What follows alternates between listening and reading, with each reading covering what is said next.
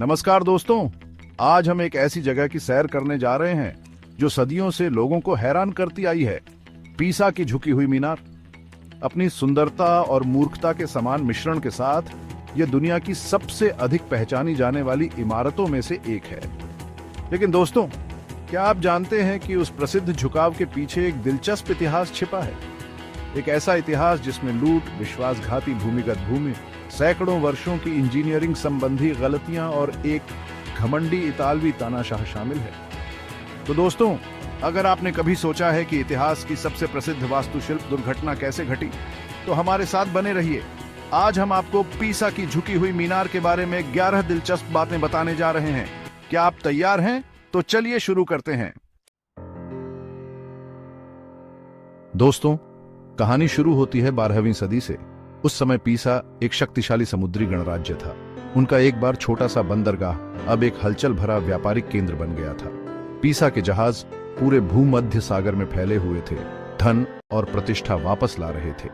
शहर का सैन्य, वाणिज्यिक और राजनीतिक महत्व दिन ब दिन बढ़ता गया। लेकिन दोस्तों, हर सफलता की कहानी के पीछे एक शुरुआत होती है, और पीसा के लिए यह शुरुआत 1063 में सिसिली के पलेर्मो शहर पर एक साहसिक हमले के साथ हुई। पीसा के नाविकों ने पलेर्मो को लूट लिया और अपार धन दौलत लूटकर वापस ले आए। इस जीत ने पीसा को न केवल अमीर बनाया बल्कि पूरे यूरोप में प्रसिद्ध भी किया।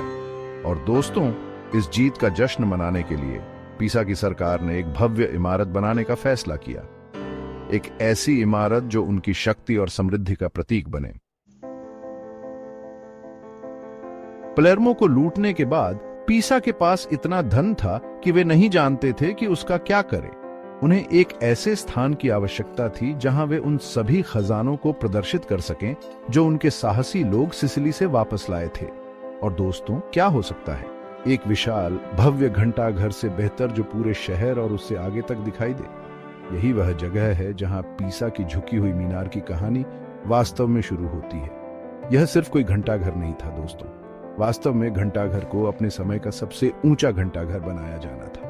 कल्पना कीजिए दोस्तों, एक ऐसी संरचना जो इतनी ऊंची हो कि आप मीलों तक देख सके। लेकिन जैसा कि हम सभी जानते हैं, हर कहानी का अंत सुखद नहीं होता, और दुर्भाग्य से पीसा की झुकी हुई मीनार के लिए परेशानी शुरू से ही चल रही थी।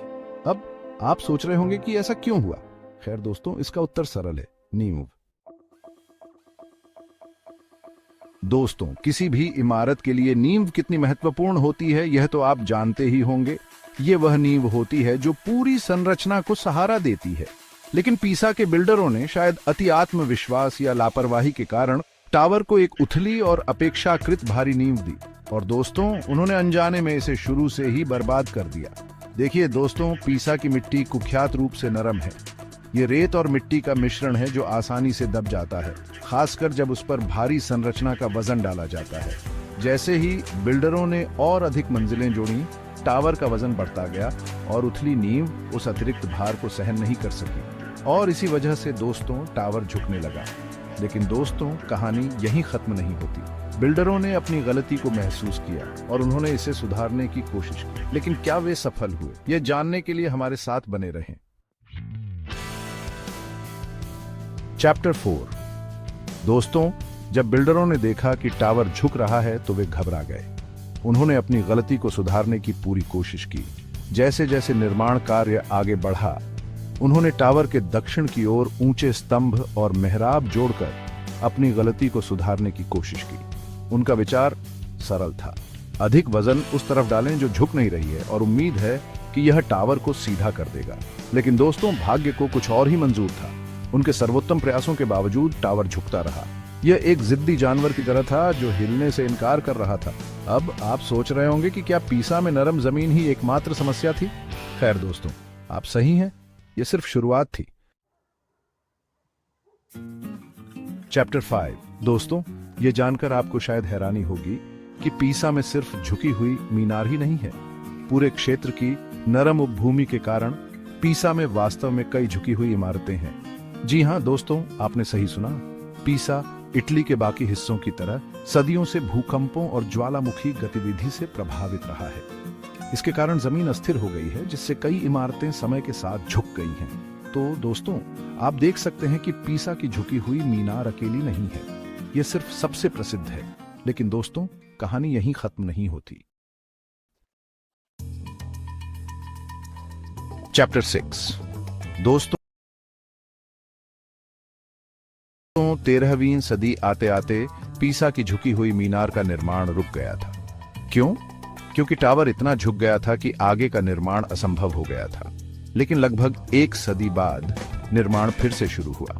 13वीं शताब्दी में जब तीसरी मंजिल पर पुनः निर्माण कार्य शुरू हुआ तो इंजीनियरों ने एक बार फिर झुकाव को रोकने की कोशिश की। इस बार उनका दृष्टिकोण थोड़ा अलग था। उन्होंने सीधे ऊपर की ओर निर्माण करने का फैसला किया, इस उम्मीद में कि इससे टावर के झुकाव का प्रतिकार होगा।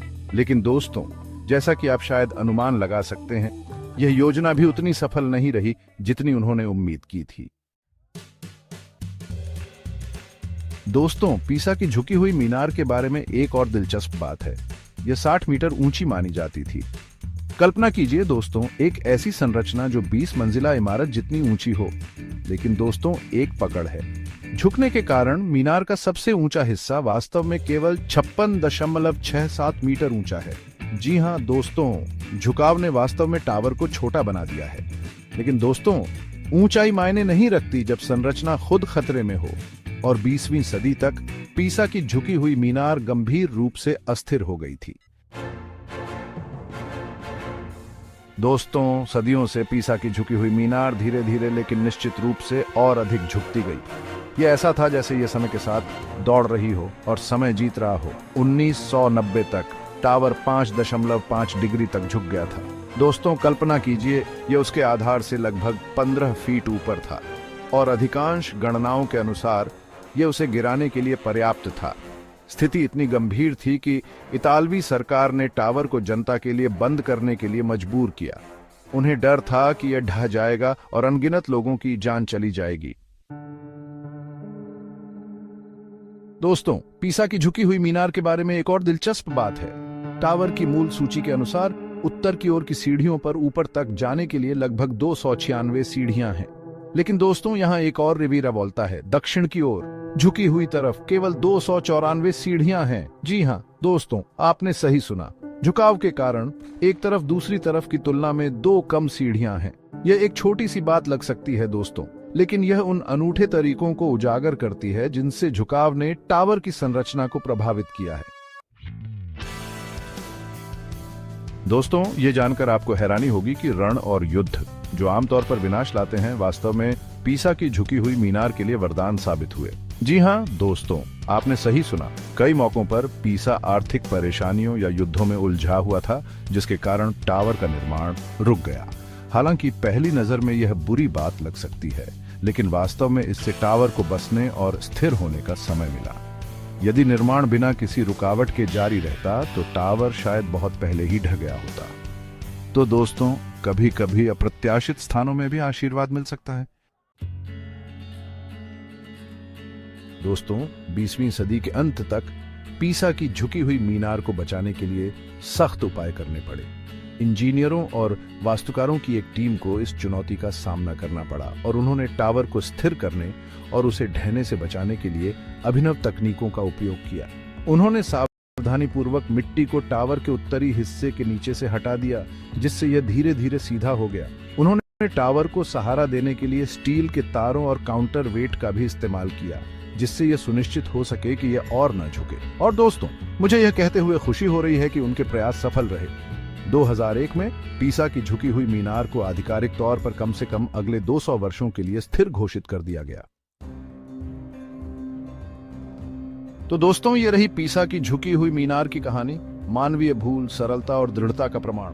यह सही है, दुनिया की सबसे प्रसिद्ध संरचनात्मक रूप से असुरक्षित इमारत आगंतुकों के लिए खुली है। गंभीरता से कहें तो इसकी बहाली और थोड़ी सी झुकाव के बाद से संरचना की अखंडता की लगातार निगरानी की जाती है।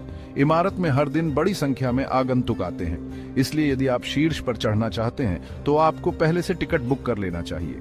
पीसा की झुकी हुई मीनार हमें याद दिलाती है कि गलतियां होना मानवीय है, लेकिन सरलता और दृढ़ संकल्प से हम अपनी गलतियों को सुधार सकते हैं और कुछ असाधारण बना सकते हैं।